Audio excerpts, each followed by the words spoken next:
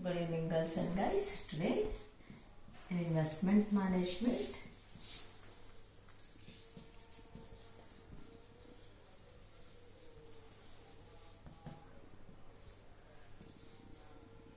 investment management is basically categorized or broadly categorized into two varieties. One is real investments and another one is financial investments. Real investments means investing in real assets. So what are real assets? Like land, purchasing the land, purchasing the building, purchasing of gold or silver. Like this, if at all you are investing in real assets, then that type of investment is considered as real investment. And financial investment is the investment which provide claim on real investment. It is a papered document which will give claim on real assets. That is, suppose if at all you are purchasing equity shares of a particular company, then a paper document will be provided to you saying that you are owner of 10 shares. So the company will provide you some evidenced document that this is the amount that will be paid, or this is the amount of share that you are owning in a particular company. So financial investment means you are investing in equity, you are investing in debentures, you are investing in preference shares, like that. If at all you are investing in any of the document, paper document that give evidence by the seller of the document to the buyer of the document, citing that this is the ownership claim of that particular document, and that investment is considered as financial investment. So once again I am repeating, investment management is broadly categorized into two: real investment and financial investment. Real investment means investing in real or tangible assets like land, building, gold or silver.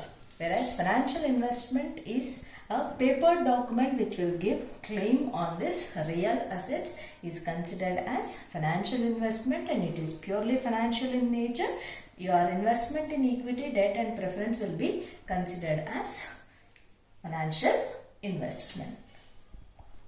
Management process. This is also considered as investment decision process. If at all you come across in the question paper investment management process or investment decision process, it is one and same, and you are supposed to write about this investment management process. Basically, this investment management is a 5-step process. In that, first one is investment policy.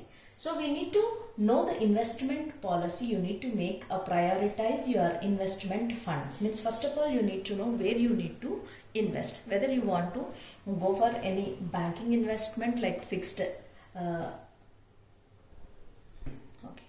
So investment fund, whether suppose if at all you want to go with the bank and do fixed deposit sort of thing, or if at all you want to go to stock market and invest through stock market in the form of bonds or debentures or equity shares. So that is what investment fund. First you need to see the vehicle through which you want to invest, and then next step is to gain the knowledge about that investment.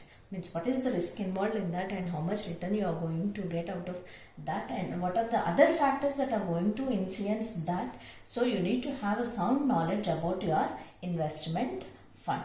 And then you need to, means different investors will have different objectives, and you need to set up with your objectives, whether you are going with a tax saving objective or you are going with a safety, or you want to mitigate the inflation, you want liquidity, you want high return,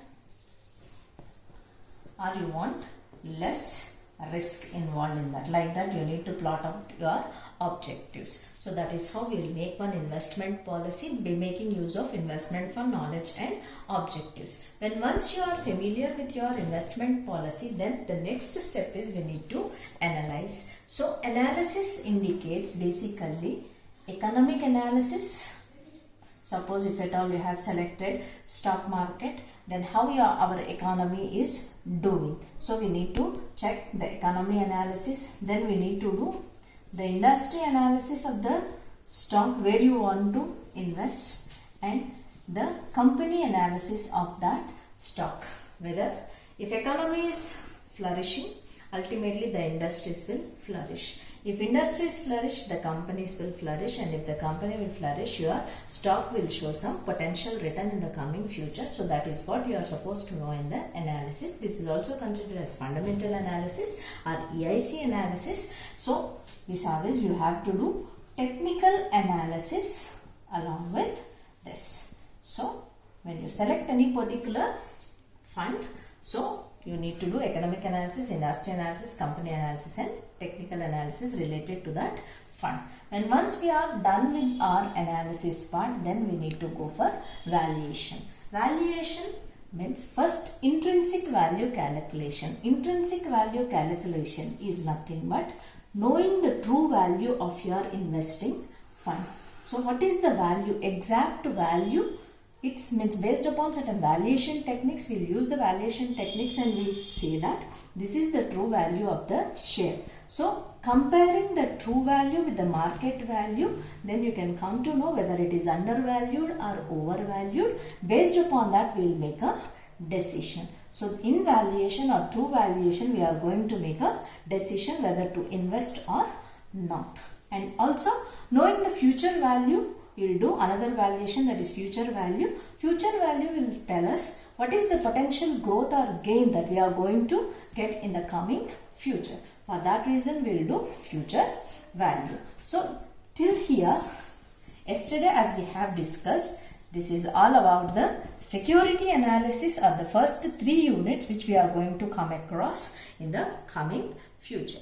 And then after completion of this, as we know that basically an investor will think of risk and return. So portfolio construction is mainly of decreasing the risk and increasing the return. That is, minimization of risk and maximization of return can be done through portfolio construction, and that can be done through a process called diversification.